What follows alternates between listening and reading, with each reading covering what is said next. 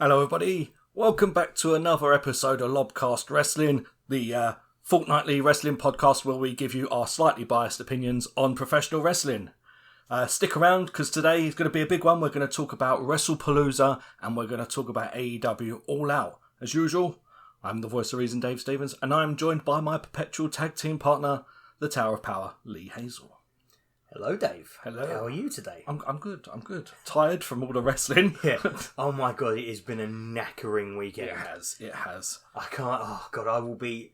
For fuck's sake, WWE, stop with this counter programming malarkey. It's too much in one day. It's too much. It was a lot. What was it? 5-hour AEW show. The longest AEW show to date. I keep thinking that okay, after all that, like okay, it's not going to be as long after that. Oh. They were in London, and they're usually doing all in London. So, they did a longer show to make up for that. This one was the longest show they've ever fucking done. It was. It's the longest show they've ever done. It was a couple of minutes shy of 5 hours. Oh. That was minus the collision / pre-show. That's a full working day. Yeah, that was it, and that was on top of the 3 hours of Wrestlepalooza. Yeah.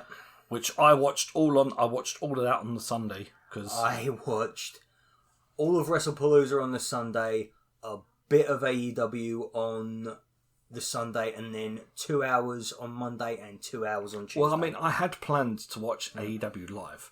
Probably a good thing, really, because Ness would have probably fallen asleep for 5 hours like that. Or what was it? If that started at 8, about 1 o'clock, so... Good job I didn't. No, we went out for a meal on Saturday night, so we watched it all on the Sunday. So yeah, and I went out to see the United-Chelsea game. So that's the reason why I didn't watch it live personally, even though I would like to the next time it happens. I had lobster. You had lobster? I had lobster. Where did you go? What was it called? I forgot what the name of the place now. It used to be called Costello's, around the corner. But they've moved, and I forgot what it's called now. Is it called Simplicity? No. I forgot what it's called. The Yellow House? No. It's out. It's out like past Lewisham and that now. I don't forget where it is. Oh, okay. I don't know. I just got in the cab. What was the occasion? It was Ness's dad's birthday.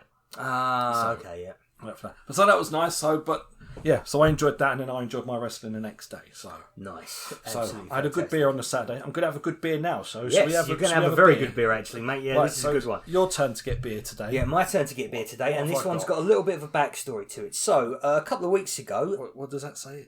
Gaffel. Right, yeah, Gaffel Kolsch. Gaffel Kolsch. Yeah. So Kolsch is a very specific regional style of beer that they brew in West Germany, specifically, where I went 2 weekends ago with a couple of mates. Okay. I went to Cologne. And in all that little place, there's a very, very, very, there's loads of cities dotted about all over the place. You've got Cologne, you've got Dusseldorf, you've got Bonn, you've got Essen, and they all do their own, little specific sort of styles of beers. And what they do in East Germany is they fill those bloody great big steins. But what they do in West Germany is they fill up these little glasses of about 200 millilitres each, and they just keep serving you beer all night long. Okay. As long as, if you don't have your coaster literally above your glass, they will just keep pouring beer into it. And it is a fucking fantastic time. It is a great weekend. Why ain't they got any places like that near us? I know, yeah. I'm every time we go there, we're I know, because people want the steins. They want to do the whole Stein thing and put that on Instagram. I'd rather just have an endless flow of beer. Exactly, yeah, because every single time... I do like a Stein, don't get me wrong, but an endless flow of fresh, cold beer. That is exactly what it is, mate. It is the best part of a beer every single time. The Stein, fantastic for, feeling like a big manly man when you have to, if you're a slow drinker, that gets a bit warm, doesn't it? Yeah, it gets warm, it goes flat. This is so much better. Yes, let's crack this open, because I am thirsty as all hell. That is a cold can. Ching ching. Ching. Ching. That's how it tastes. Ooh. Yeah. Oh, that's probably the best beer you've served me since we've been doing this. Oh, David likes. Go for... Pronounce it again. Gaffel Kolsch. Ness, when you're listening to it, that's the name of the beer. I like it. I don't think you can find this anywhere other than Germany, mate. That's the only problem. You brought this back from Germany? Yeah, literally. I got this from the duty free. Yeah, Ness finds a way. Yeah, so Gaffel is the brewery in particular, and Kolsch is the style that they do in Cologne. Well, my wife will find it. She'll probably pay a silly import charge just to get me the beer I like now, but yeah, because she got me some special what is it, the Japanese one, a few weeks back when we had the Japanese beer. That was a special one. I forgot what it was. Anyway, again, there's nearly 6 minutes of your life, so you ain't going to get back. Should we talk about some wrestling? Yes, absolutely. Shall we start with WWE? Yes, because as I got reminded time and time again over the last week while I was trying to prepare myself for what turned out to be something like, 8 hours worth of wrestling, like more than a working day's worth of wrestling. This is going down too nicely. Don't worry, I've got 2 more in the fridge. Chris, you can plug the socials. Oh, sorry. So I was told, watch WWE first. Don't watch it after you watch All Out. That's just not the order to do it in. Yeah, see, I kind of did a mix and match because obviously Ness doesn't watch WWE. So I watched a bit of WWE. Then she got up. We started watching AEW. She got a bit tired. So I paused it and I watched some more WWE. And then watched the rest of AEW. Then went back to WWE. So I kind of split me Wrestlepalooza amongst the AEW show, which was quite a good way to watch it, really. I wonder if that's the way to do it, actually, because that might be a good palate cleanser for all of the just non-stop mayhem that is on the AEW. Because I think I've done the first matches, had a couple of hours of AEW, then I watched the Io Sky match, then had a couple of hours of AEW, then watched the last couple of matches of WWE. So yeah, it was quite fun. So should we go? Let's go through WWE. Let's go from the top. We got the match card. Yeah, you got the match we card. We do have the match card ready. Oh yes, You can't fit the match card onto one screen with All Out, but in Wrestlepalooza, there's no problem with that. You couldn't fit that match card on a floppy disk. That shows my age. Alright, so the first match on Wrestlepalooza was Brock Lesnar versus John Cena. Do you remember last time we were doing this, and I said that I wasn't enthused by this match at all, and you were like, "Oh, but Brock Lesnar's still a beast." He is still a beast, and we just saw he's still a beast. I don't know how I feel about this match. I did not like this one little bit. I thought it was crap, to be fair. This is the same Brock Lesnar match that I have been subjected to since about 2016, when he did that match at, I think it was 2016 SummerSlam, when he absolutely squashed Cena in the main event. Yeah, see, part of me feels like, that's an interesting choice for John Cena's retirement. Yeah, and apparently they're not going to do a rematch, so it was an interesting choice. But at the same time, it's like, this is a 5-card pay-per-view. Yep. And I think this match was the match that was going on at the same time as this was the only overlap, weren't it? Yeah. I think this was still overlapping while the main event of All Out was on. And I would have thought you would have had a better match on than that. Yeah. It was finisher slop. It was literally just finisher. Oh, I'm now going to do my finishers. Oh no! Wait, I'm now going to do my finishes. Yeah, see, 1, 2, 3. I enjoyed. Well, I think he did get the 5 moves of doom in, didn't he, John Cena? It was like some German suplexes, 5 moves of doom, couple of AAs, and then it followed up with a load of F5s. Yeah. Now, if John Cena would have kicked out after about 3, and then we continued to have a match for a bit longer, that might have been all right. I mean, I'm surprised it went 10 minutes, nearly, like 8 minutes. 8 minutes 50. Yeah, by far and away, like. The second longest, the second longest match on this card is more than double what Brock Lesnar and John Cena did. I was just surprised that this was overlapping. This is the only match that was overlapping that AEW show. Yeah, and this is the worst match on this card. Yep, absolutely. Yeah, I mean, don't get me wrong; it's the star power of Brock Lesnar and John Cena, so doubtless it probably did all right, but. Yeah, I said, I've seen this Brock Lesnar match multiple times in the last 10 years, and I was pretty much bored of it by 2018, and I have no desire to ever see it again. If you was one of these people who's going to try and watch both shows live, and you was watching the end of the AEW show, and you missed this because of that going long, you didn't miss much. I think this is pretty much another big missed opportunity in the final run of John Cena. Yeah, it is. To have John Cena be squashed in less than 9 minutes by Brock Lesnar in what is going to be maybe the last 5 matches he ever has in his career. Which that's the thing. I mean, it's the fact that he lost is not what bothers me. Yeah. It's the fact that it was just like it just finished. Yeah. There was no like if he would have got like if they would have like because I know this is kind of something that happened a few years back at SummerSlam. If I remember rightly. Now, it feels like they was going to go for that, and then John Cena all of a sudden kicks out of like 4 F5s or whatever, and then we get a bit of a competitive match, and then maybe Brock Lesnar wins. It was too much. I would have understand that, but this was just rubbish. I don't... And as well, apparently, one of the reasons why they did this is because they wanted to, like, legitimise Brock Lesnar as a threat. Oh, because he really needs any more legitimising. You took the words right out of my mouth. I think... They could have had... Brock should have gone over still, but they didn't. They could have had a better match. Yeah, they could have absolutely had a better match than that. I mean, since we found out that WrestleMania is going to be in Saudi Arabia, I am very much sceptical that John Cena is going to have his last match this year anymore. I think they're going to shell out the dough and he's going to be wrestling in Wrestle. I reckon he's going to be wrestling in Saudi Arabia in 2027. Absolutely. There's no way they're going to let that pass up. Well, that's to be seen. I mean, he was only supposed to fight The Rock once, and then he ended up doing it twice as well. Yeah, well, he was still an active wrestler, though. Well, that's to be seen. That's to be seen. I mean, no wrestling retirement is ever final anyway, is it? Well, then we got on to The Vision versus the Usos. What did you think of this one, Lou? This is the one that I actually have the most difficulty remembering. Oh, yeah, no, I think, the big takeaway I had from this is that I think that the crowd was so deflated. Right.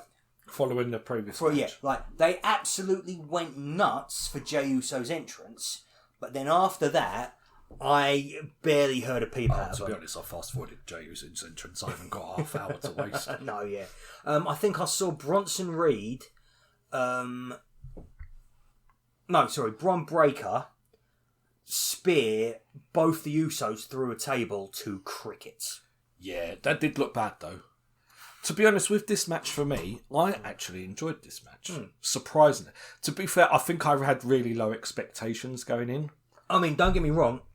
I enjoyed the match. I just did not find any of it to be super memorable. Yeah, no, there was a couple of memorable bits. I mean, there was the Jey Uso knocking himself out with a chair. Yeah, that was quite memorable. Jesus Christ! How did you? Right, so I think how that happened is that as he's swinging the chair down, the bottom part of the chair hits him in the face. It's just that Bron Breakker's back is so hard that it just ricocheted back off his back into his face.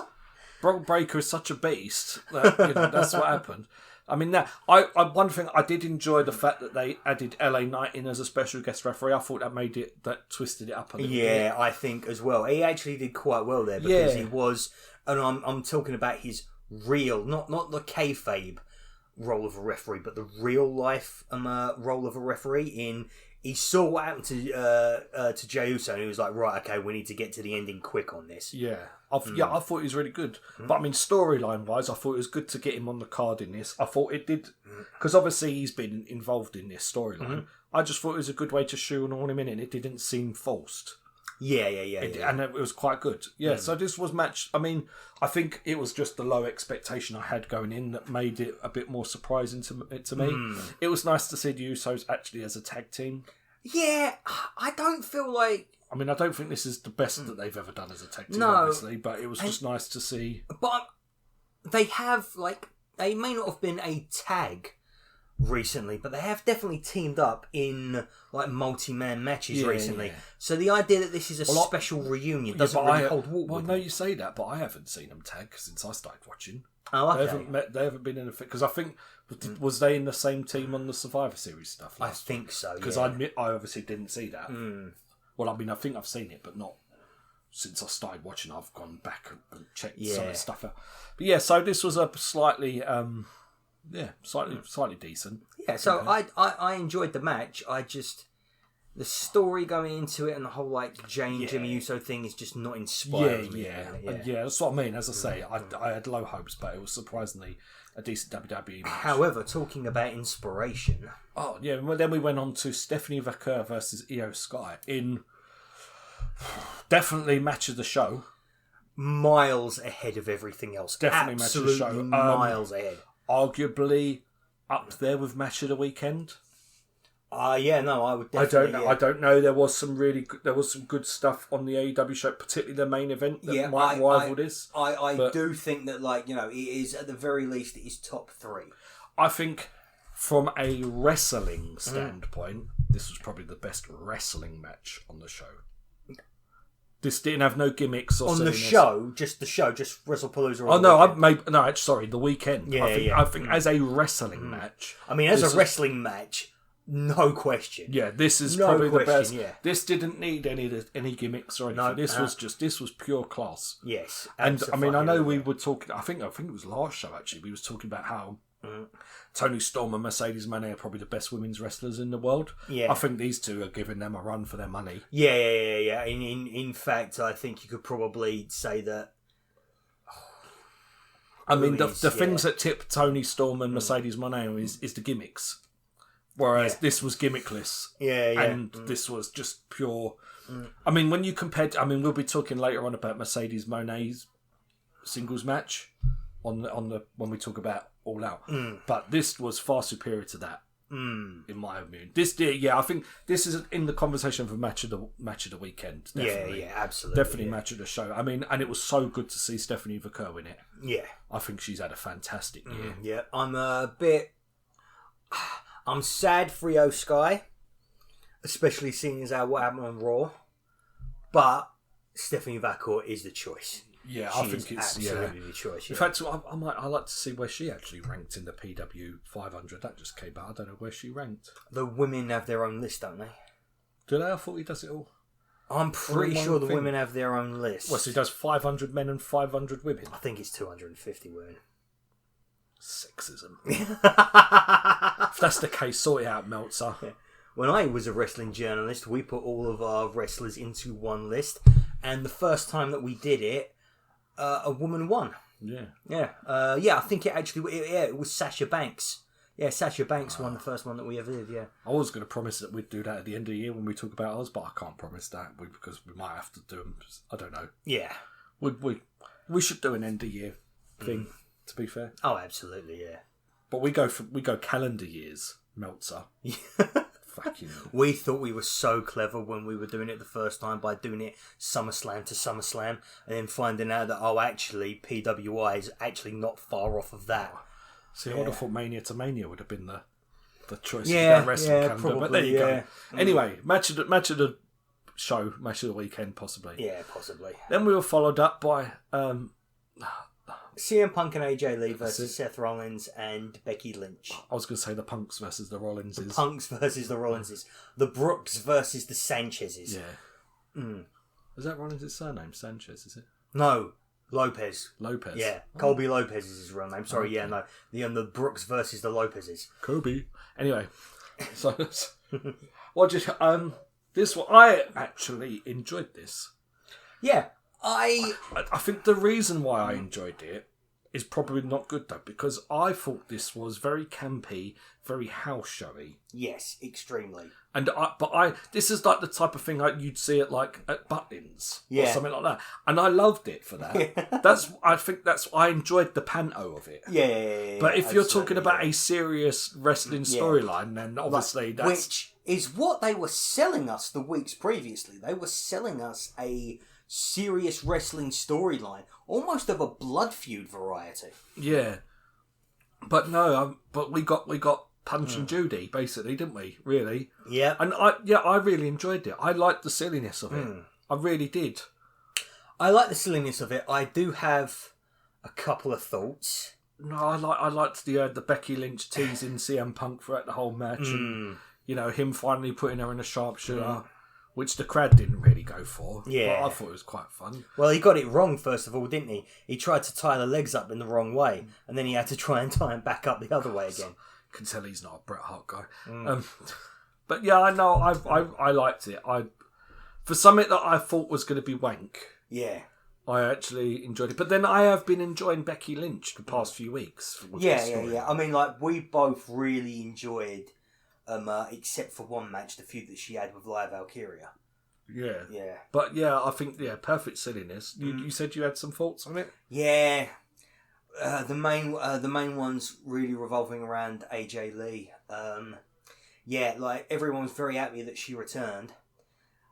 And, everyone's saying that, in 2014, she was the absolute best thing on the women's roster. And then watching this match, I was like, oh yeah, but no, she probably was, except 2014. The women's roster 10 wasn't... years ago, yeah. They didn't have Stephanie Vaquer and Io Sky on it, or Rhea Ripley. I think she's... because they've brought her back for a lot of money, and they want to make her a big star in this division.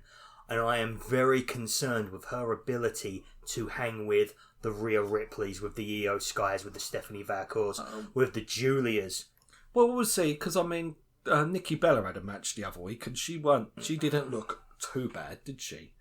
I'm not... seem to remember not liking that one much. Yeah, but I'm not being... She wasn't awful. No, she wasn't awful. Let's be honest, she wasn't awful. I'm sure with a bit of work, you could...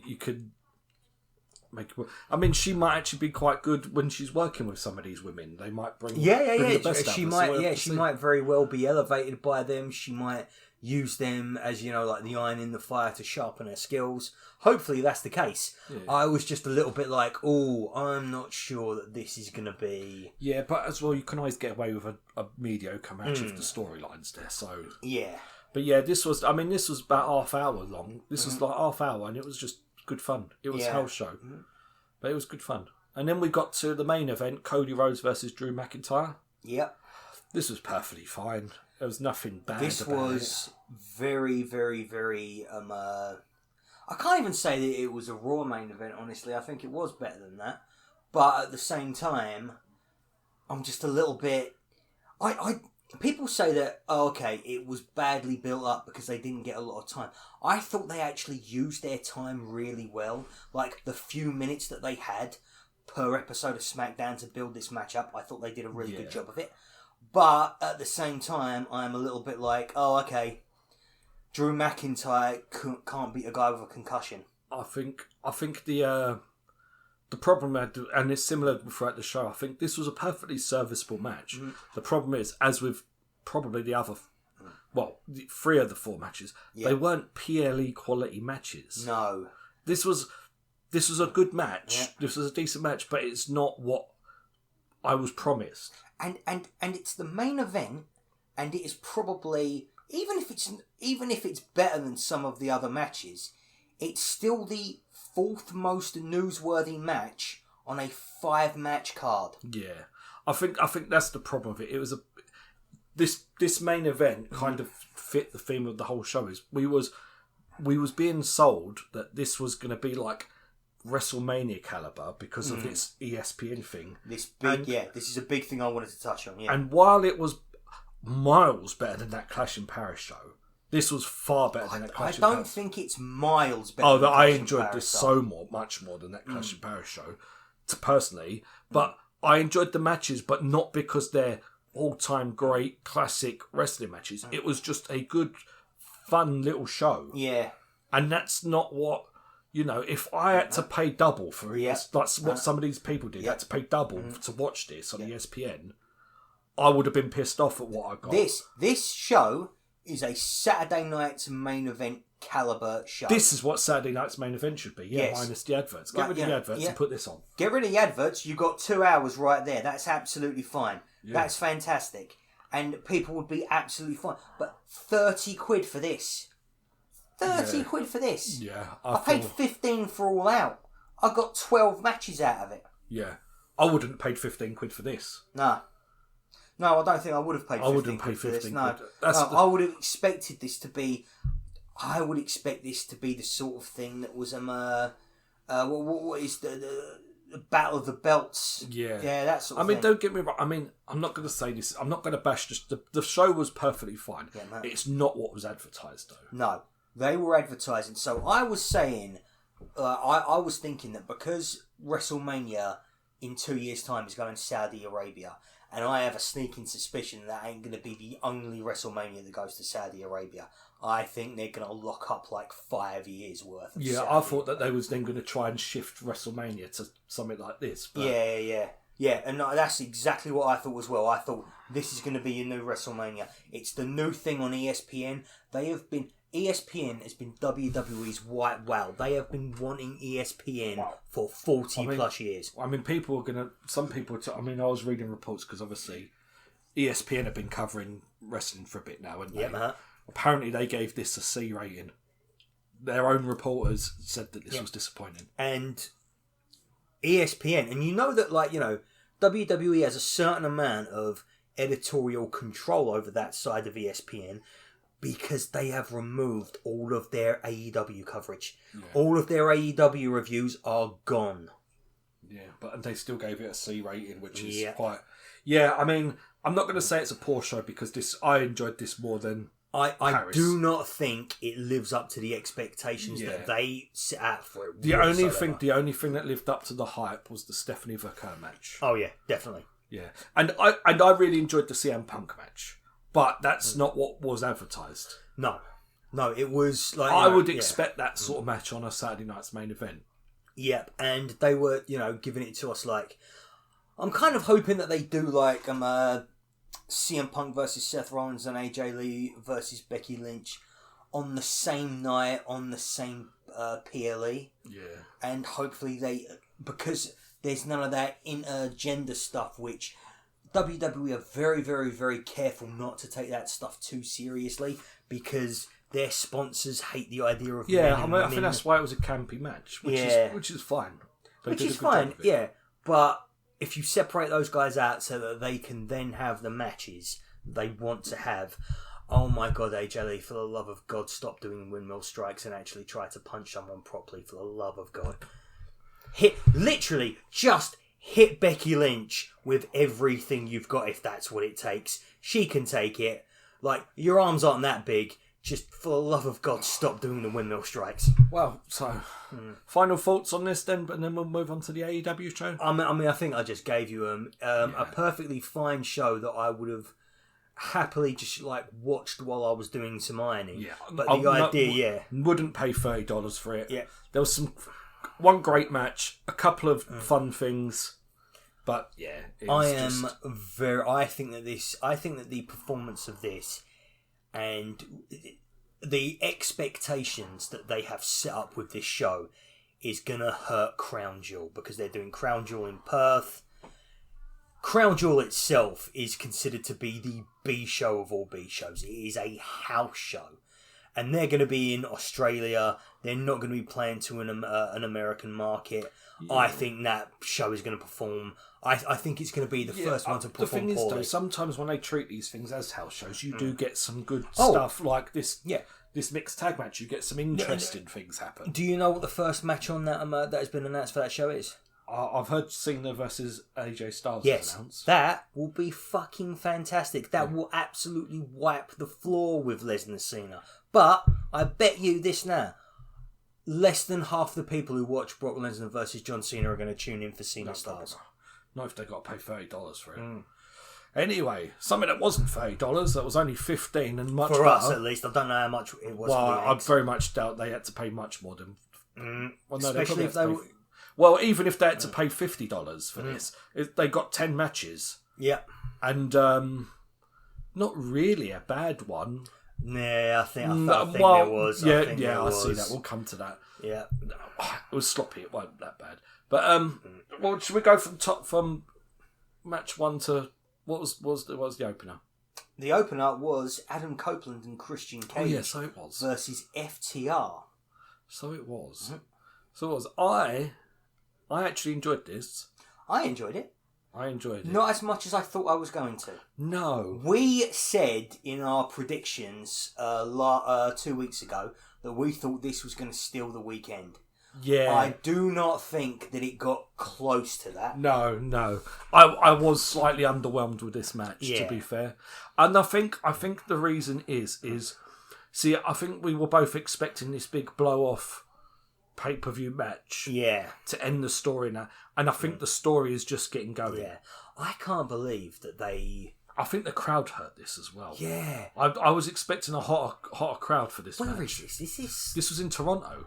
Is it Toronto? Was it not? It was in Toronto. It's in Toronto. They're Toronto boys. Yeah, so I thought the crowd would have been hotter for this, and it didn't seem that way on the TV. I mean, I remember Adam Copeland first headlining a pay-per-view in Toronto back in like the 2000s WWE, and it is one of my he's standing. He's supposed to be the heel. Cena is supposed to be the face, and he is standing on the ramp, and he is overwhelmed by the emotion. And this Toronto crowd, I think, did not do as good of a job as Britain, as London, or as Australia at singing his song. The thing is, it might have been better in the building. It just might not translate. It might not have translated to TV. But yeah, I was slightly underwhelmed. I think that's partly because this isn't the end of the story. This is we're still like middle to midway through the story, and I think that's why I was underwhelmed, because I was expecting the blow off to the end to end the feud, and that's not what we got. We got more, and and I'm not sure, because the bit that happened after the match was Beth Phoenix gets beaten up by FTR, but also Nick Wayne comes back, and Kip Sabian ties him up. So who is their next opponent? Is it FTR again? Or is it the Patriarchy? Or we're going to have a three-way tag match or something. Yeah, maybe. But I don't see, it's Cope and Christian versus everybody at the moment. Yeah, or are we going to have... I mean, we're going to get into a bit later, but obviously Luchasaurus... Yeah. Could join onto that team, and we could have a 4v4... Yeah. type situation. That's not a bad idea, actually. But I think that we'll talk about this later. But I think, I think Luchasaurus's next opponents might be somebody else. But we'll get on. to that. Yeah. I mean, it's possible. But that's what I mean. It seems like this is leading into something else, which is I was expecting the big blow off, and that's not what I got. So that's why I think I was a bit overwhelmed. The match itself was fine. And then we got on to probably the worst match of the show. Honestly. Maybe the weekend. I cannot believe that I think that the worst match of the weekend isn't just an Eddie Kingston match, but Eddie Kingston's return match. Eddie Kingston versus Big Bill. Heartbreaking. Yeah, this was bad. This wasn't good. Nah. And I quite like Big Bill. Yeah, I quite like Big Bill. I'm a big Eddie Kingston fan. Yeah, I like Eddie Kingston. This should have been on Dynamite. Yeah. We should have had Eddie Kingston return on Dynamite, I think. And it should have been a surprise. Yeah. I think that hurt it as well. The fact it was a bit. I think this should have been a surprise return on Dynamite. Yeah, that whole thing where he's calling him out and he accepts, but he doesn't accept on video. He doesn't accept in the ring. Yeah. He accepts on a Instagram post. Yeah, I think this was very underwhelming. I think if he would have returned as a surprise on Dynamite, shock surprise, considering how long he's been at, he would have got a massive pop. And this this only went just over 7 minutes. It was sloppy. Yeah. The finish to the match was a complete botch. Oh, is that... Yeah, he did the spinning back fist and missed him, didn't he? And he still went for the pin.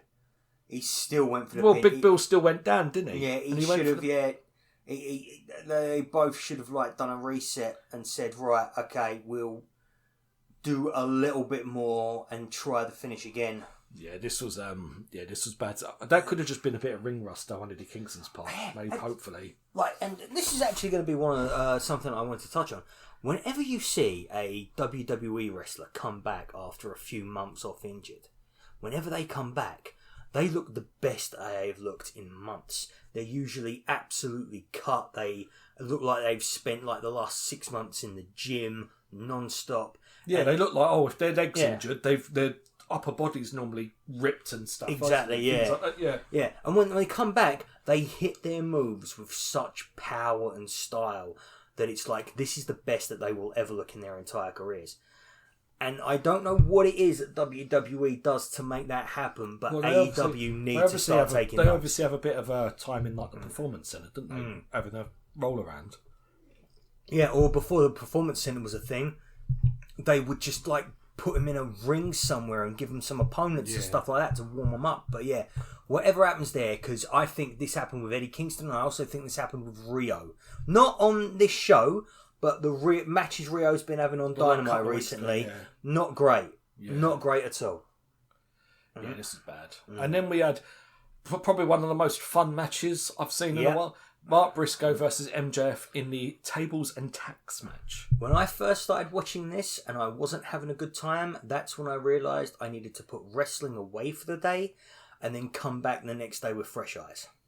Yeah, because I think, up until this point, I think, the show had been a bit of a turd until this point, hadn't it, really? Yeah. It was a bit of a letdown. And then, this did pick it up. I like this stipulation. Yeah. I mean, obviously the tax didn't start in the ring. Yeah. But once the tax were in the ring, and it was I think it's definitely the most tax I've seen in a wrestling ring. Yeah.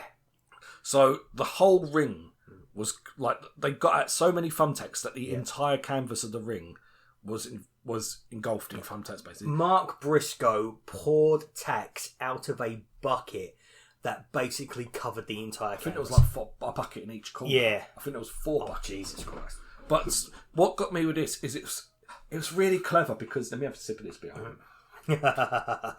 What was clever about this is because there were so many tacks in the ring, there weren't really many moves done, for obvious reasons. Right? But what it did do is it made every slam, every spine buster mean so much more. Every single move, because of that added danger of attacks, it just made...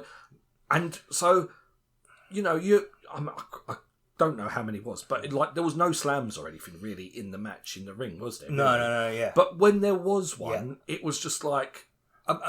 MJF spends the first, I think, 5, 6, 7 minutes in this match avoiding his back going to the canvas completely. And it was so good. It was masterful. He's selling it with his face as well. He genuinely looks terrified of those tacks. It was masterful. But see, the thing is, this just goes to show, because the thing is, MJF could have put this match together without the thumbtacks. Yeah, and he's that good that he could make slams mean that much. You don't have to flip and dive and do this to have a good wrestling match. And to be honest, I mean, I know this had thumbtacks all over the place, but when you've got a truly great wrestler, you can just have a good wrestling match. And it was weird, because obviously you had the gimmick, but it worked. It just, for me, this was one of the best things on the night, I think. I enjoyed this so much. Small tangent. One of my biggest pet peeves with people talking about wrestling right now is that everybody, anytime a stipulation comes up, which is basically just hardcore rules, everyone goes, "Oh, what's the stipulation? What are the rules? Why is this different to a regular hardcore match?" Shut the fuck up! It isn't. It's a hardcore match. It's called promotion. Thank you, Dave. That is literally the words that I was just about to say. I am so glad we were of one mind. But I know minds. this is tables and tax, but I wouldn't mind a stipulation where it was a tax match, where the tax just start on the canvas. Yes, absolutely. Just like watching the referees and the ring crew just like evenly distribute the tax all over the place. I think that would be. That would be. Yeah, I just really enjoyed this. I thought it was so clever what they did with this match, and it was so brutal, especially seeing like Mark Briscoe running around with all them tacks sticking out the back of his head and stuff. And you know how you know MJF is an absolute professional in this match? Comes out wearing nothing but white. Nothing but white. Yeah, nothing but white. Just see all that claret all the way over. All that claret over that nice new tablecloth. Oh, yeah, it was so good. It was so good. I mean, you even had Bryce Remsburg had his arms all taped up. Great stipulation, great execution. This was great. This was great. I mean, I love Mark Briscoe. Mark Briscoe's so underrated sometimes. Absolutely. Dave, we're about to talk about the wrestling match involving the team called The Demand. The Demand. Do you demand more beer? I do demand more. I mean, I've got a bit of this left, but I could do with some more. Have you drunk that really quick? You said a second ago, let me finish the sip, and I thought you were finishing the whole thing Since you've set me up, I might as well plug some socials, and you can grab some more. Would you like a glass? I'm all right with a can. All right with a to be can? honest. Cool. Yeah, I'm all right with a can. I'm not gripping it too much to warm it up. Right, well, since we've done about 40 minutes or so, I'm going to plug some socials while Lee goes and gets some beer. Let me sip my beer.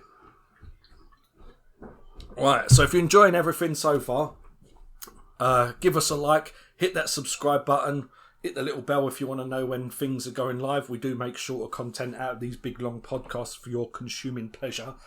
Also, if you're not a big YouTube fan, we do post this podcast on Spotify. But also, we are on social media. We're on X, Blue Sky, Instagram, Threads. Just search at LOB Wrestling and you'll find all that there where we post normally thumbnails and things and stuff. I'm trying to be a bit more social on the community tab on here. Might put in little questionnaires and quizzes and stuff. So, as again, at LOB on all the socials, and then find us on Spotify as well for the podcast. This is a great beer. I hope he hurries up and gets me beer. What is he doing? Ah, dear. Right. Well, since he's taking his time, I'm going to go on to the next match, which was The Demand, which is Ricochet, Bishop Khan, and Toa Leona taking on the Hurt Syndicate, Bobby Lashley, Shelton Benjamin, and MVP. For me, this was all right. This was one of the matches. Was a bit, it was all right. Wasn't too bad. Bit average, to be fair. I think I hear the stairs. I think he's come back with a beer. Yeah. I just started reviewing the match. Okay. Because I was going to say, Mum wanted some more wine, so I needed to go get her some. Oh dear. Yeah, I was tempted to be quiet, but we don't want to edit any of this. So, but yeah, as I was saying, this is one of the ones that I don't remember a lot about. I remember it being okay. I remember thinking it was quite fine. Yeah, I remember thinking to myself, "Oh, I'm actually really enjoying this," which is not something that I have thought about the last few Hurt Syndicate pay-per-view matches. Yeah, I enjoyed seeing MVP in the ring. It was quite good. Always a highlight for me. Yeah, I think the highlight of this for me is again Ricochet. Ricochet's normally the highlight of this thing. Massively. He's selling. I think that's a big detriment to Ricochet, to be fair. What's that? Is he selling? Because his selling is so good. Yeah. That he has to get. Yeah. He's the But mind you, they said the same thing about Shawn Michaels back in the day. Yeah, true. So maybe there's a way in for him on all of that. Yeah, you know? I did enjoy this. I don't remember too much of the specifics of the match, to be fair. Because, no, I just remember that. The Hurt Syndicate did a job very well. That's that's really good. Yeah, I mean, probably barring the Eddie Kingston match, probably my least favourite match on the card, I'd say. Yeah, I think it was. There's 10 matches. They ain't all going to be winners. Yeah, I think. Yeah, I mean, actually, this one and the Eddie Kingston one are ones that could have just been on Dynamite. Yeah. This didn't need to be on the. I think because this was a 5-hour show. Yeah. If you would have knocked them, it still would have been over 4 hours, even if you'd have knocked them too much. But I think you could have had a decent 8-match pay-per-view without these 2 matches on there. To be fair. Oh. And then, so we'll go on to the next one because I don't remember too much about that match, and I don't want to shit on something that I don't really remember. To be fair, but then we had Mercedes Moné taking on Riho for the TBS Championship. Quite a relief, this match, considering Riho's performances recently haven't been the best. This was a lot better from her. Yeah, I enjoyed this match. It was good. It's just, if I think about the weekend over a whole, this was vastly overshadowed by the singles match on WWE. Yeah, massively so. Massively. Yeah, it's a bit weird. It's one of them ones as well. It's like, there was no question who was going to win this for me. Nope. Yeah. It was no so drama going into There was no drama. It was so obvious. There was no way Riho was going to drop We have win the got belt on this. a few weeks, I think, left before I think the next time we can actually even get invested in a Mercedes Moné match might not even be Wrestle Dream. It might be Full Gear, just because of the fact that they are obviously going after Mercedes Moné to be Jade Cargill's record for the TBS Championship. Yeah, but there could have been a summit a bit more to this. But yeah, it was a perfectly fine singles match. I don't think the crowd were definitely not into this one. No, the crowd were. This is reminding me of Mercedes Moné, Britt Baker type levels of crowd reaction. Yeah. Yeah, which was kind of sad. For that. We was there for Mercedes Moné. That's when everyone went to the toilet. That was bad. It was. But yeah, so I was a bit disappointed with this. It was perfectly fine. This is probably another one that could have just been on TV. Yeah, probably. I mean, it's the TBS Championship. I mean, you had Carl Fletcher going after the World Championship, and that's the only way you would have gotten on this card. Because I think this is another one. They took them 3 matches off. You got a decent show, and then we had Okada versus Takeshita versus Mascara Dorada. Now, this is when business starts to pick up. This was, I mean, going into this match, when you look it on paper. I thought, right, okay, we've got Okada and Takeshita, everyone wants to say that. And we've got this Dorada there to take the pin. Yeah. Right? Now, obviously, he did take the pin, but what a showing he had. What a show. I mean, he's been quite good on TV, but this did so many things for me. I still want to see Okada Takeshita. Yes, absolutely. I still need to see that match because they did save off them actually getting into it till quite late in the match. But also this Dorada guy, I mean, it was kind of like the typical 3-way trope where one man in, one man out. Yeah. But this worked. This was so good. This was such a decent match. This is, I said it was the Stephanie Vaca and Io Sky was like top 3 for me. Yeah. This is top 3 for me as well. Yeah, this was good. Yeah, this is my shit. Like, yeah. I mean that it was that Mascara Dorada. It's like it's so good because it's like part of me thinks I wish he weren't there because I want to see those two go at it. Yeah. I want to see Okada and Takeshita go. But at the same time, if he wasn't in this match, it wouldn't have been a special. No. He was so good. Do you know what this really gave me shades of? It's really gave me the shades of the women's triple threat for the world title at WrestleMania. Because you've got Rhea Ripley and Bianca Belair basically going at it, going like, right, one of us is going to win this match, the other person is completely superfluous. And this was exactly the same thing. You could see that Okada and Takeshita were just making eyes at each other the second they got in the ring, and Mascara Dorada was just like, the reason why he had such a good match because he was like, I am not being nobody's third fucking wheel. I am going to fucking do stuff in this match. That's what I mean. I mean, this accomplished so many things. Obviously, Dorada took the pin, so it protected the Okada Takeshita match. Yeah, it made me want to see the Okada Takeshita match even more now, and Dorada got over himself. This is win for everyone. This is like the perfect outcome of a match. Like you couldn't book a better match than like a better. This is perfect. Really. Actually, I mean, booking wise, this was a perfect booking choice in my opinion, which was on paper.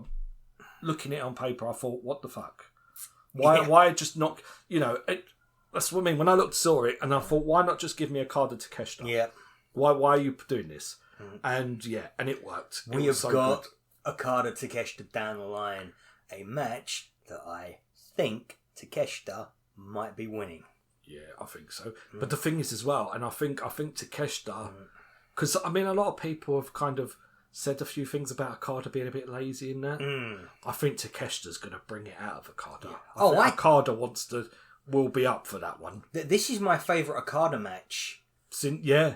I think I've preferred this one to probably the All-In Kenny Omega one. Yeah, this was better than that. In fact, I want to go back and watch this now. Yeah. I want to rewatch it. This was. If Tony Khan is responsible for putting this, or whoever suggested it to him, well done. Yeah, this was very good. Absolutely, yeah. Very good choice of booking. Very good. I very much enjoyed this. And then we went on to, then we had Jon Moxley versus Darby Allin in a coffin match. Now, Dave, you said last time we was on here that if it ain't a bloodbath with Jon Moxley, you ain't interested. Yeah. May I ask, were you interested in I was this interested. match? This was good fun. Yeah, this was good fun. Is this the first time Darby Allin's lost a coffin match? Second, I think. I think he's had like 6 of the damn things. He's had lots of them. Yeah. He's won most of them. Yeah. Yeah, this was good fun. Mm-hmm. I enjoyed this. I enjoyed the... I don't want to say the post-match, but they had a little snippet later on as well, didn't they? But yeah, this was just good old-fashioned barbarism. Yeah. Is that the word? Did I say that right? Yeah, so... It was barbaric. Darby Allin doesn't even have an entrance because Jon Moxley comes in and Darby Allin just ambushes him in the entrance right in the crowd. They go around the arena. It's just brutal. It's all the stuff. Darby Allin takes a bunch of back bumps on the stairs. Yeah. It takes a lot of bad bumps in this. I mean... Well, I mean, we'll talk about the returning Pac, but he did a razor's edge from the ring to the outside onto the coffin, onto Darby Allin. This was just violence. This is Jon Moxley's wheelhouse. This is where he sits, to be fair. And also, with Darby Allin, when he does his best character work, I think, have you ever seen... What, when he's getting the shit kicked out of him? Is his best character work Darby Allin? No. Jon Moxley does his best character work. Oh, I thought you said Darby Allin. I'm pretty sure he did. I probably did. Jon Moxley's best. Yeah, because when he's bringing the violence, it makes sense. But when he's not, he just sounds like a bumbling idiot, doesn't he? Sometimes he just sounds like a homeless. You know, like the crazy homeless dude. Everyone's got him in their city. Let's be honest. Like the crazy hobo who just like screams and shouts at people. That's what he sounds like half the time. I tell you what. So, have you ever seen Jon Moxley cut a promo from his days in CZW, Combat Zone Wrestling? I might have done. Right. Okay. Might have done. Long time ago. When I see Jon Moxley beating up Darby Allin, I swear to God, he doesn't even see Darby Allin. He is seeing young Jon Moxley. He is beating up himself from 20 years ago. That's what I think that Jon Moxley is doing in these matches. Yeah, this was good. This is a return to great... Because the thing is, Jon Moxley's there. You know, I mean, it popped up on my feed the other day, the Jon Moxley, Kenny Omega from when, I think it's the Double Enough, or is it the other All Out? When he first fought Kenny Omega, when he had the barbed wire and all that. Revolution. Was it Revolution? Yeah. Because that was the no, not the exploding barbed wire. Oh, match. Not the exploding barbed wire. No, the first match they had when he suplexed him off the ring, on the stage area into the barbed wire mess, and it was their first singles match. That might have been when it was coming. It was following Double or Nothing. No, it was definitely a pay-per-view. It was following Double or Nothing. Oh, right. It wasn't for the title or anything. It wasn't for the title. No, it was just, so Jon Moxley comes in, DDTs him on the big stack of chips. That was at Double or Nothing. And then the next one, which I believe probably would have been... That would have been All Out. That would have been All Out that year, yeah. But this reminds me of... Knocking the microphone. This reminds me of that sort of Jon Moxley. Yeah, it was good fun. Good fun. Darby Allin in a coffee match is always a good laugh. Yeah. It's a good laugh. A bit sadistic then. Hey, do you want to hear some absolutely useless trivia? Go on then. Do you want to know what the difference between a coffin and a casket is? Go for it. Coffin is a wooden box that is in the shape of a person. So you've got like the little diamond shape on it. Yeah. Casket is completely square. Okay. In AEW, they call it a coffin match. They use a casket. In WWE, they call it a casket match. They use a coffin. Well, mind you, actually, when Darby Allin had a coffin match against Ethan Page, it was an actual wooden coffin. Oh, was it an actual wooden coffin? Yeah, okay. Yeah. Yeah, because he did. He put him in it, and then he got up. Oh, he better have won that one. Jesus Christ. Yeah, when he put Ethan Page in it, but then he got up and did the coffin drop through the coffin while Ethan Page was in the coffin. That was it, yeah. Which was like one of the. That was a great one, yeah. Great. Although my favourite one. Still the one with him and Sting and Swerve. That was great. Oh, yeah, that was good fun. Yeah. That was in London, wasn't it? Yeah. Yeah, good stuff. We saw it live. Yeah, no, that's why it was probably my favourite. Yeah. Well, yeah. And then we got onto the surprise of the night, which I'm pretty sure I called a couple of weeks ago. Yeah, I can't believe that this happened here and not in London. I thought if they were going to pull this, I thought they were going to do it in London. But we'll get onto the story reasons. So it was the obligatory women's four-way match. Yep. Chris Statlander defeats Tony Storm, Jamie Hayter and Thekla in what is I mean, we talk about the triple threat match with the 1 in, 1 out. This was all 4 women in the ring all the time. Yeah. This was so good as well. This was fantastic. This is good. I mean, people that moan about women's having a fatal 4-way match, fuck off. Yeah. Right? Fuck off. I get to see 4 fantastic women every time the pay-per-view's on. And they know. And they knock it out. All of them are good. And the fact is that they've had so much practice at the 4-way now. They're the best in the fucking world at it. I don't have the 4-way match. We've still got a women's single match earlier in the card. There was a god shitloads of women on the pre-show. Yeah. Mm-hmm. So the women are getting featured in matches, and they're in good matches. Yeah. Fantastic matches. Some of these girls, in my opinion, are up for Wrestler of the Year. People like Toni Storm and stuff. This was so good. And this was such a good choice to put the belt onto Chris Statlander. Absolutely. All 4 women were fantastic in this match. Who wins, by the way, with a move that she learned off of Wheeler Yuta. Yeah. Who learned that in turn off of Orange Cassidy. Yeah. So... I know my backstories. Yeah. So there's this really weird circular thing going on where Chris Statlander was part of the Best Friends faction years ago. With Wheeler Yuta, yeah. Split up with them and Wheeler Yuta. Wheeler is now with the Death Riders. And now is the time when Wheeler Yuta is giving the best advice that he's ever given to Chris Statlander. Yeah, because he came out at the beginning of this, didn't he? Yeah. And whispered in her ear. Mm-hmm. Oh, yes. Great storytelling. Mm-hmm. She was great. Another person who's great. Thekla. Thekla is women's strong style. I love how Thekla does not give a shit. She just slams these women straight in their fucking faces. I mean, the spot where she was in the corner doing the suplexes. Yeah. Mm-hmm. And did she suplex 2 or 3 of them? Mm-hmm. And just carry... Oh, such a good spot. Yeah. And I'm so pleased with how she's doing it because... See, I think they've learned from their mistakes because they brought in people like Deonna Purrazzo. Yeah. And they brought in Taya Valkyrie. Yeah.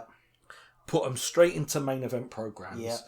They lose their main event program and then they disappear into obscurity. What else are you going to do with them? Right. Where else are you going to Whereas they've not done that with Thekla. Yeah. They've stuck... They haven't put her in for the world title.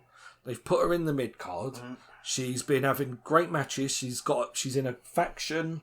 She's integral part of the women's storylines now. Where all these storylines are weaving together and stuff. She's an integral part of it. So you can't just ditch her. Yeah. You can't just go on. Because I mean, they've done it with Purrazzo, Valkyrie, Athena. They done it with as well. Thankfully, Athena's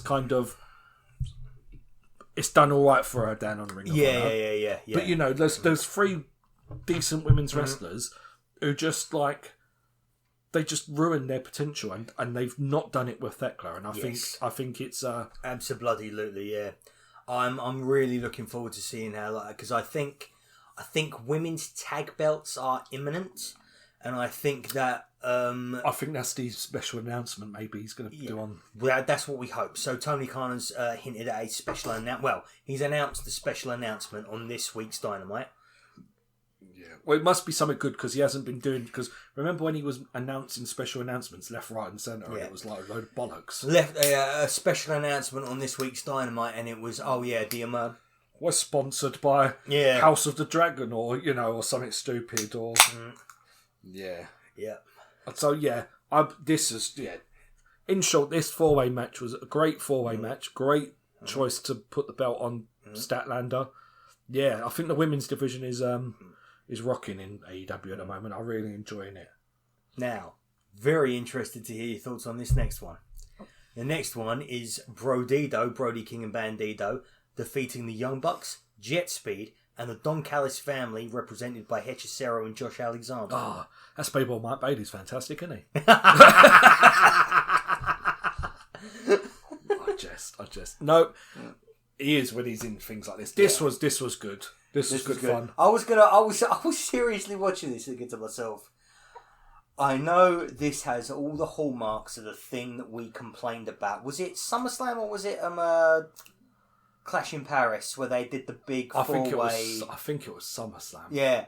And I was like, this has all the hallmarks of the things that we complained about in the SummerSlam ladder match with all the tag Yeah, teams. because that was all spots of the story, weren't it? And I was looking at this thing to myself, I think this is all spots and no story. And yet I'm having a much better time, and I don't know why. No, there's a story in here, because you've got the Young Bucks story with the fact that they're coming back from power. You've got the Don Callis family who've got their fingers in every story. Yeah, I could go on and on about how the Don Callis family is the best thing in wrestling. Oh yeah, absolutely, mate. Yeah, I think it's something that we miss solely in wrestling factions. Like that. And I think that there was bring back the 80s with the the Heenan family and the Hart Foundation and the Slick and these. I think Mr. Fuji. I think one way that WWE could really lean in to their strengths as being this place where it's like a lot of gang warfare, a lot of multi-man matches, where things like Did you say WWE or AEW? AEW. You call me out on this shit, Dave, because I get. Sorry, you said WWE, but I think you. I am so bad at I will never call Bryan Danielson his real name. Ever. I'll always call him Daniel Bryan. I can't get it out of my head. But that's the sort of thing that I'm like. Anyway, I think for AEW to really lean into what makes AEW AEW and to differentiate itself out from WWE, they should introduce a faction title and have the factions in almost a division. Because I think that that's where you could make Blood and Guts be for actual stakes. You could make Anarchy in the Arena and Stadium Stampede over an actual title. I think that might be a bit much. Because then you've got then it's how many people required for a fact. Do you know what I mean? Mm. But I think they should start having more faction based stories, more gang warfare. Yeah. Because the good thing about it is you've got. If the Don Callis family are in this, and it's because they've got so many different people, so many different types of people, you can always, if you've got this faction and that faction, you can always go, right, well, wrestler A is going to fight wrestler C, but then next week we're going to have wrestler B fight wrestler, and you can, it's like the SmackDown 6. Yeah. You know what I mean? Where you had the 6 guys and you could mix and match and change, and you didn't get the same match over and over again. So the thing that made me start thinking about this is you remember when Battle of the Belts was a thing that they used to create as extra content for Warner Brothers and put it on a Saturday, but no one ever lost or won a belt on those shows. I was like, what if the special thing that you did on those shows was you had for example, when I was watching it, have the Blackpool Combat Club versus House of Black, and you would have Moxley versus Moxley versus Brody King. You'd have Buddy Murphy versus Wheeler Yuta, and you would have Aleister Black versus Daniel Bryan, Bryan Danielson. And that would be a way to get people to watch that and have it mean something and have it have stakes. Yeah. And at the end of the night, you would have a winner. And that, whoever won 2 out of the 3 matches would be the winner of the whole thing. Yeah, but it's just with this Don Callis, with the Hangman story. You can have the Carl Fletcher Hangman storyline, and you can go 4 or 5 weeks without Carl Fletcher or Hangman being on the same show. Yeah. Because you can have Hangman Takeshita, Hangman Josh Alexander. You can have a tag team match against the Roppongi Vice. Do you know what I mean? And if you had more factions like that, you can interweave the story. Then you can start adding, because that's one thing I really like, especially with the Death Riders. I wish Marina Shafir would be fighting. Now, if you had another faction with a woman in it, you could then incorporate, when we had the Anarchy in Arenas and we had Willow fighting. And stuff. If you've got, why is there not a woman in the Don Callis family? Yeah, that is a big, big problem with the Don Callis family, to my knowledge. There should be a woman in there. Yeah. There should be a woman in there. Because, it's the one thing that they're lacking. It is. I think they definitely need a woman in the Don Callis family. They could, if they're going to introduce tag team titles, they could have 2. Yeah. Tell you what, because perfect for the Don Callis family. Penelope Ford and What's her Megan Megan Bayne, Bayne yeah. would be perfect in the Don Callis family. Yeah. Do you know what? I think Don Callis family, and this maybe happens after she loses her title, but Mercedes Moné. Exactly the sort of target that you can imagine a Don Callis coveting. Yeah, but why is he not going after her while she's got that? I know, yeah, that's actually a point. But I mean, Megan Bayne and Penelope Ford would be perfect for Don Callis. I mean, because he does have a load of like, the big brutes and the men's. You've got two women there that never do anything on the mic. Yeah. That's what Don Callis is for. That is exactly what Don Callis is for, yeah. Perfect for that. But yeah, we totally glossed over the ladder match, really. Which we thought was actually very good. I thought it was good. One thing I've got to say, Speedball Mike Bailey, when he was doing the double knees to Hechicero and on his face, overcorrecting, doing it on his face instead. And also, that meant that instead of landing on Hechicero's ample chest that he could have landed his knees on, his knees went straight through the fucking ladder. Oh, yeah, you could see he was in pain. Yeah. I mean, to be honest, I did enjoy this match. Yeah, I enjoyed this match as well, yeah. And like I said, okay, I understand there's other, little bits of story and that in it, but I don't know what it is, what the magic is that makes me think that this one is really good, but the SummerSlam one was just not. It's our AEW bias league. That's surely our AEW. That's the sprinkling of magic in the air, Dave. It's our It's AEW bias. No, I mean, to be honest, to be fair, I don't want to say these are better teams because there were some great teams. To be honest though, there was my favourite tag teams. To be honest though, there was only 8 people in this one. There was 12 in that fucking SummerSlam one. There was too many people. Yeah, do you know what? That actually, now you've said that, absolutely makes all the sense in the world. Yeah, 6 tag teams versus 4. Yeah, no, you were absolutely you were absolutely correct in that. Yeah, I think that's the difference because when it was the 12, if everyone was in the ring, it was too crowded. And I think, if I remember SummerSlam, didn't we have interferences from the other Wyatt 6 members as well? Yeah, and also Candice LeRae. So not only did we have the 12 people participating in the match, we had about 4 or 5 other people. Yeah. So it was just too much. Mm-hmm. Yeah, this was this was fine. This was a good match. I enjoyed it. However, one match that did not have any interference in it whatsoever, thank the good Lord, was the main event of the evening. David, would you like to introduce you were going to thank God for the New Day then? Why? You don't watch enough. See, this is the problem with watching Raw on fucking Netflix. You don't get the New Day stuff. Raw on YouTube. Yeah. You've not heard with their catchphrase when it's thank God for the New Day. No, I don't know that.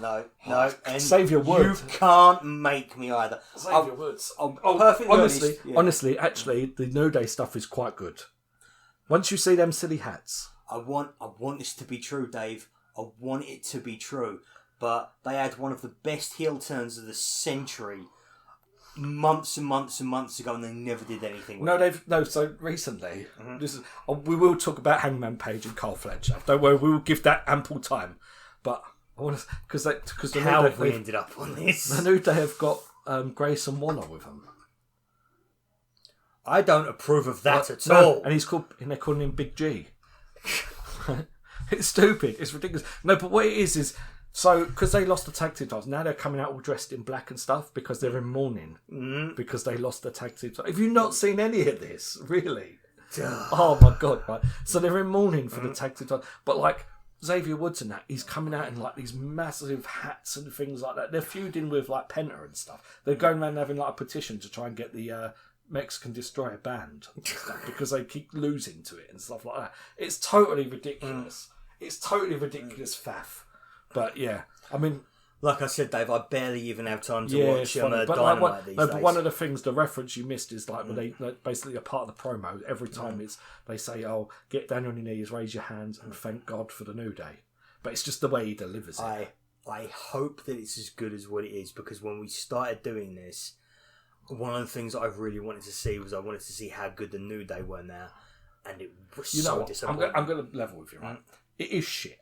Like, it is shit, but it's funny shit. It makes me At smile. least that's better than what they were doing before. It makes me smile. It's something that I like. Their promos, like Xavier Woods and that. Their promos are good. Have we all accepted now that Big E is not coming back? I think so. Yeah, I think so. Right, Pour should we one get out on for to what Big E. you've all been waiting for? Yeah. Hangman Adam Page versus Carl Fletcher for the AEW World Championship. Probably match of the weekend. Yeah. Probably. I wasn't expecting it to be match of the weekend. This was just... You know what? I'm going to put this out here, right? Yep. I mean, given that Will Ospreay is now injured, and given that, like, what I consider match of the year at the moment, I think Carl Fletcher is one of my favourite wrestlers this year. He is one of the best wrestlers of the year. He is the up-and-comer. Oh, he was so good. And think about this as well. If Wardlow did not tear his pec the literal second that he came back, it was reported that All Out's main event was supposed to be Wardlow and Hangman Page. Oh, that would have been turd, wouldn't it? We have, like, thank God for his pec, because while I like Wardlow, I also think that he has never really delivered in anything outside of his feud with MJF. Yeah. I think that he needs to be carried and his matches need to be overbooked to hell for them to be memorable or enjoyable. And I do not think he would have been able to have delivered this. No, I think Carl Fletcher has proved that he can hold main event stuff. I mean, with like, because his match against Will Ospreay in the cage match, well, that wasn't a main event, but I mean, it was fucking awesome. But yeah, I mean, he carried a main event with Hangman Page. This was so good. This is what Hangman Page needed. Yeah, as well, massively, because he didn't have. I know that he needed to give Will Ospreay a big like farewell thing. But I still would have maybe liked to have seen Hangman Page versus MJF be the main event. Yeah. But I think he got a main event, and I thought, because going into it, I thought, it's Carl Fletcher. I mean, Carl Fletcher's good, but it's not like the main event program. When you're going into... It weren't like, this ain't the biggest match they could put on with Hangman Page. That's what I thought. And I thought, are we having the same problem we did with his last time? But this was such a good match. It really was. This is everything that... And this is the thing. The creative around Adam Page, when he is champion, is nowhere near as good as the creative around him when he's chasing. No. But the matches always deliver. Like, when he was champion last time, his match with Lance Archer was one of the matches of the year. It was great, yeah. Yeah, but that's the problem, though. Because it was Lance Archer, it weren't like a main event pay-per-view match. Yeah. And he seemed to have got passed over for other main event matches, didn't he? Ex-WWE people. Yeah, but this was... this was superb. That was fantastic. Carl Fletcher is... I hope they don't put the title on him too soon, if they can do it. Yeah, I want to see him now have a hell of a TNT title. Oh, yeah. I want to see him beat the shit out of him. But I think this proves now, give him some better people for that TNT title. Yeah. Give him some world title challenges. Yeah. Like, have him versus Kenny Omega for the TNT Championship. Have him versus Swerve and John Moxley for the TNT Orange Championship. Cassidy. No, if he's that is a fantastic idea, Swerve, Dave. Yeah. Swerve. I want to see him fight Takeshita. Yeah. That would be a good match. Let's see him fight Takeshita.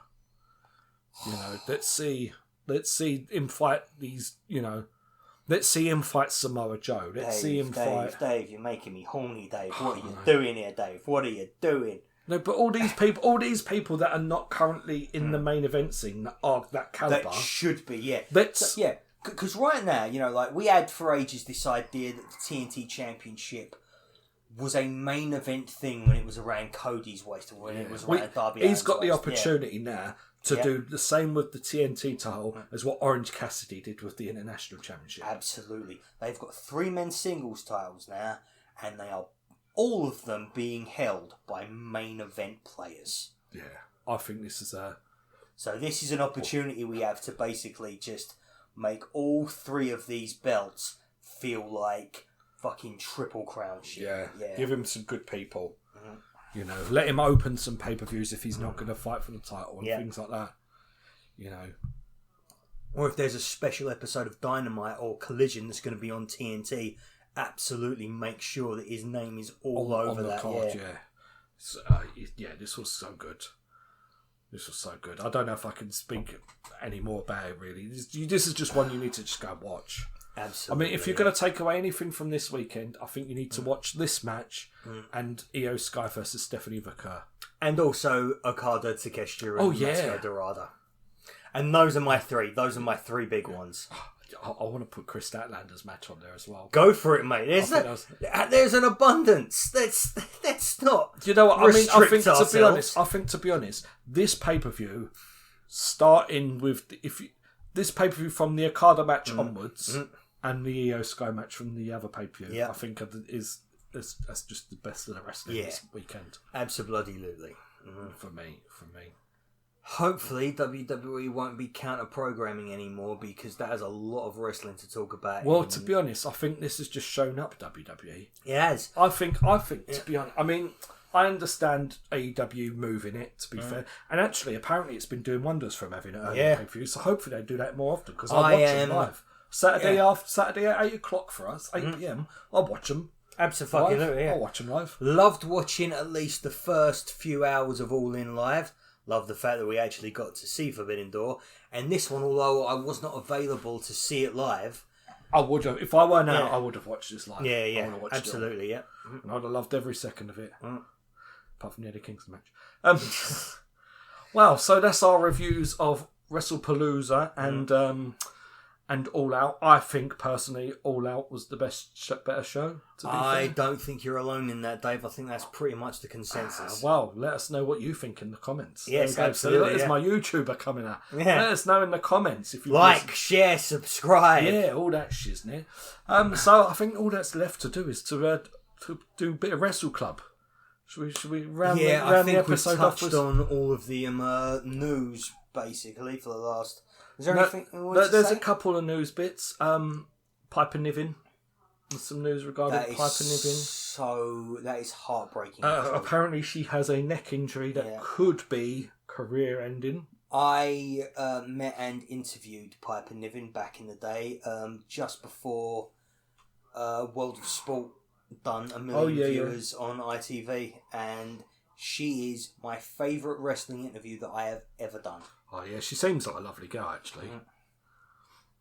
Yeah, which is it's just so hoping hopefully it's not as bad because they don't really know how bad it is yet. Yeah.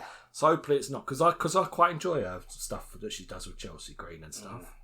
And I just really enjoy her from back in the day, her being involved in the British indie scene that was really big when... What was it, Viper she was called? Yeah, Viper, yeah. Yeah, so I mean, that's the bit of news. Obviously, we've got an announcement from Tony Khan, which... Well, actually, by the time you listen to this, he probably would have announced it, I would have thought, most of you. Hopefully it'll be Women's Tag Team Championships. That's the hope. Yeah. Either that or he's fucking bought CMLL. Just cause. I'm joking. Yeah. I'm taking the piss. That's fucking WWE does, isn't it? No, he's bought TNA. That's it. He's fucked them all off. I mean, to be fair, he could buy and sell TNA, so it would not be the worst thing for him. Yeah, well, we'll see. I'm assuming it's women's tag team titles. I'm hoping it's women's tag team titles. That will be a big boost for the women's division. I also think that it might be like a dual men's and women's tag team thing. Well, like mixed tag team. Not mixed tag team, but like there's going to be a big tournament in the tag divisions. And then he's like, yes, that's right. I said divisions because we're adding another one. We're adding in the women's tag belts. And I really hope they go better than the tag belts in WWE did for the women. Yeah. Well, it's not split across like 3 bloody shows, is it? Yeah. I think it'll be all right. I think because the thing is, they've kind of got a tag division anyway. It's there's just no titles. Mm-hmm. You know, how hard is it just to have titles in their matches that Megan Bain and the Triangle of Madness and all that are having? It's just, stick a couple of titles in there. Another excuse to get more women. Excuse for another women's match on the pay-per-views and things like that. You know. So I'm looking forward to that. I don't really know if there's much else wrestling news. Mm-hmm. Obviously, the PW 500 has come out. Mm-hmm. I don't agree with the top 10 I saw. No, to be fair. Cody Rhodes being. In fact, should we just have a quick look grab the top 10 up. Yeah. PWI. I was going to say PWG, but that would have been a different fucking top 10, wouldn't it? They didn't put Roman Reigns in the top 500 at all. Oh, did they not? Well, that's the headlines apparently. Even more than. Now, Cody bearing in Rhodes mind this goes from last August to this August, so obviously a lot of that I've missed with regards to WWE. Good Lord, Will Ospreay is only number 10, Mystico is number 9. They've both been beaten by Seth Rollins. Jey Uso at number 6, beating Swerve Strickland. Are they fucked in the head? Right, so let's read the number. I'll read them off from 10 to 1, so you'll have to scroll with me, Lee. So 10 Will Ospreay, 9 Mystico, 8 Seth Rollins, 7 Swerve Strickland, 6 Jey Uso, 5 Hiroki Goto, 4 Hangman Adam Page, 3 Gunther, 2 John Moxley, 1 Cody Rhodes. How on earth has Gunther beaten Hangman Adam Page? Well, I mean, this is from the halfway through last year, so I don't know what. I suppose so. Yeah, he was world champion. I do think that his booking as world champion though was woeful. Well, I want to know how John Moxley got to number 2 because he was I suppose. I know he was world champion, but he was shocking. Well, I think, and unfortunately, this probably explains the rest of the list as well. PW 500 takes into account kayfabe. Oh, okay. Yeah. Well, that makes sense because he was world champion through most of it. So yeah, taking into account kayfabe, I can understand why it's Cody Rhodes, Moxley, and Gunther. Because they were champions for most of that time. Hangman Page, I agree. He's a good. Who is Hiroki Goto? He was New Japan Pro Wrestling. So he was probably the champion. Jey Uso was champion for a while. Yeah, so if you're going to go kayfabe, then I can understand what this is. But I mean, in reality, best wrestlers of the year? No. I would even suggest that Mystico definitely deserves to be further up the list because of the fact that his presence in CMLL has led to one of the biggest CMLL revolutions in. Well, I mean, just going from January to September, Will Ospreay. Yeah, that's. I mean, that's shocking. Honestly, my favourite match of the year at Revolution. Mm-hmm. He had a great match with him and Swerve against the Young Bucks. Yeah. He had the lights out cage match. He has been in classic after classic after classic. Where is Takeshita on that list? Yeah. He won the G1. If they're talking kayfabe, he won the G1. Where's Takeshita on that list? Where the fuck is Takeshita? Yeah. That is shocking. That is disgraceful. That's like back when, in 2020, they made them, at least in one of the years where AEW was really hot, they stuck with Roman Reigns being number one. I mean, to be fair, I know we have a bit of AEW biased, but I mean, Cody Rhodes I can understand. Yeah. He's the face of WWE, right? I mean, especially considering he had decent matches with Kevin Owens and stuff earlier in the year and things like that. But I mean, just going off this year alone, I mean, that's just. We'll have to do our own one, Lee, at some point. Absolutely, mate. Absolutely, December. Yeah. We'll have to do the calendar year, Locos. Yeah, because we already did our top 500, our top 10 matches of the year so far back in August, I believe. Yes, that is on the podcast in the playlist. Go check that out if you want to check that out. But so let's finish up with Wrestle Club quickly because I know we've been going quite a long time. Yeah. Fuck you, Meltzer, and your fucking Jesus Christ thingies. Yeah, see, this is what I mean. Just go on your own fucking opinion, people. Yeah, absolutely. Whether you're one man has far too much power over. This is Dave Meltzer's stuff, isn't it? Oh, I think he has. I think he has a hand in it, but I don't think it's like him and a bunch of other people have voted, but I don't think that this is Dave Meltzer's personal list. Oh, sorry, Dave. Sorry, Uncle Dave. I won't give you shit for that then. Right, Wrestle Club. So last week I gave you 2 matches. Yep. I gave you Shawn Michaels versus John Cena from the O2. one of of the the 2000s. I forgot the year. I am so fucking jealous. I am so fucking jealous that you got to see that live. Oh, it was good. It was good. Oh. So did you watch it back? Oh yeah, of course I did. Yeah, I've started like this thing where I start watching the things that you recommend basically after you leave the studio. Okay. Studio, aka my house. Did you watch the Cody Rhodes Will Ospreay match I recommended? Do you know what? I actually think I forgot about that one. Is it good? Yeah, it's good. That's why I recommended it, Lee. Yeah, I'll have to give that one. Well, that is in the Wrestle Club playlist. So you've got double homework again this week, then. So you've got to watch that one because I will ask you next time. And then you recommended for me the Money in the Bank 2011. Yeah, the CM Punk, John Cena. Yeah. Now you told me that maybe this might be lost on me if I didn't know the story. Now I have to say it didn't. I thoroughly enjoyed this match. That's good. Very good. That's really good. I mean, to be honest, I did kind of know about the story anyway. I just hadn't seen the TV laid up. No, that was a good match. That was a really good John Cena match. You know, I mean, I know I missed quite a few years of wrestling, but I have seen quite a few John Cena matches in my time. Yep. And that was a really good John Cena match. I've really enjoyed that match. I've been meaning to watch it for a long time, actually. Yeah. But yes, I'm glad I got the excuse to watch it. I thoroughly enjoyed that. Thoroughly enjoyed that. Have you got anything prepared for this week, or are you just going to wing it again? I have something prepared. You have. Oh, well, Netflix prepared, not necessarily on my YouTube prepared. Well, tell. Do tell.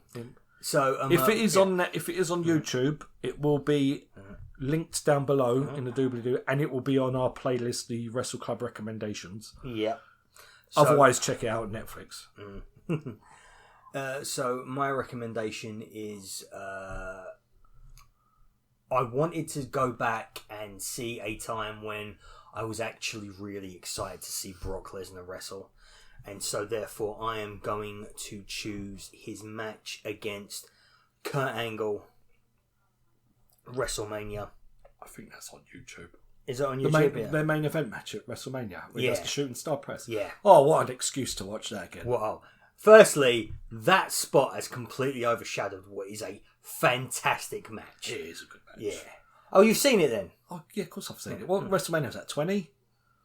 No, it's before 20, that. Because 19. 20... Is it 19? Yeah, because 20 is the one where he has the awful match against Goldberg, and then he leaves for years.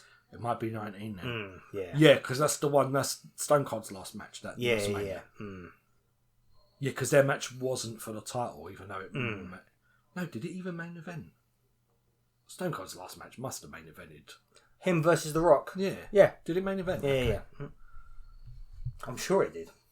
Because it wasn't a it wasn't a title match. It was just that I think they last. It was just like, you know, it was billed as like, this is the last time you're going to see him, guys, because he's going off with his neck and he ain't coming back. Maybe I should check out that WrestleMania. Yeah, I think it was 19. Right. Okay, well, if it's on YouTube, it's going to be down below, and otherwise we'll write the match in the description. And we will also correct ourselves as to what WrestleMania is if we are indeed wrong, because I have a habit of doing that. The correct information will be down below. But as for my match, see now, first of all, I was watching one of Maven Huffman's videos, and he was talking about Randy Orton's recent SmackDown where he got very angry. Oh no! And I thought, Dave, and I thought, haven't. What? You're gonna his. No, I thought, you know what? I'm gonna recommend a Randy. I'm gonna see if there's any Randy Orton matches, and then obviously with the weekend with that bar, all those thumbtacks, I just had the perfect pick from Backlash 2004: Randy Orton versus Cactus Jack. Fuck yes. Fuck yes. That's what I'm picking for my... Oh my god. Oh, like legend killer Randy Orton in his most legend killery. Yeah, I think this is probably the match that legitimised Randy Orton. Oh yeah, like what 2 title reigns at that point, 2 world title reigns at that point could not do. Cactus Jack absolutely. Had he won the title by that point? I'm pretty sure. No, he was still with Evolution and he had the Intercontinental Championship. He wasn't world champion yet. My memory fails me on these things. Yeah, no, he Dave, wasn't. It was Legend Killer. He was the Intercontinental Champion, and he's because I did my homework and I watched the match again just to make sure it was as good as I remember. Cool. But yeah, he came out to the Evolution music, so he's still with Evolution. So it was before his first, because his first title was when he got stitched up by Triple H. Now, yeah. But yeah, this was kind of what legitimised him as like because he was doing the Legend Killer gimmick, weren't he? But like, I don't think anyone took him very seriously until he did this hardcore match. Yeah. So Backlash 2004, Cactus Jack and Randy Orton. Always an excuse to put a Cactus Jack match in the Wrestle Club recommendations. Absolutely. There's a few more Cactus Jack matches in that playlist. Go check them out. And there will be more in the future, I guarantee. Yeah, I think we've got a couple of Triple H ones. Cactus Jack from Triple H in there. Yeah, you were talking about basically Mick Foley. My top 3 of all time. Yeah, I so want to meet him. I think he will be exactly how I expected to be. Yeah, I keep wanting, like, you know, there was a time back in the day when the wrestlers were over here doing talks non-stop. And that doesn't seem to be happening anymore, but I really want that to be like a thing, Yeah, I would like to go to meet Mick Foley. Anyway... regardless of whether I can meet my heroes again, I think that's probably about it from us. Yeah, it is, because Christ alive, we have an hour and a half, right? That's Dave, it. That's do it. your sign off. Well, it's goodbye from me and it's goodbye from Lee, so the rest of you can fuck off.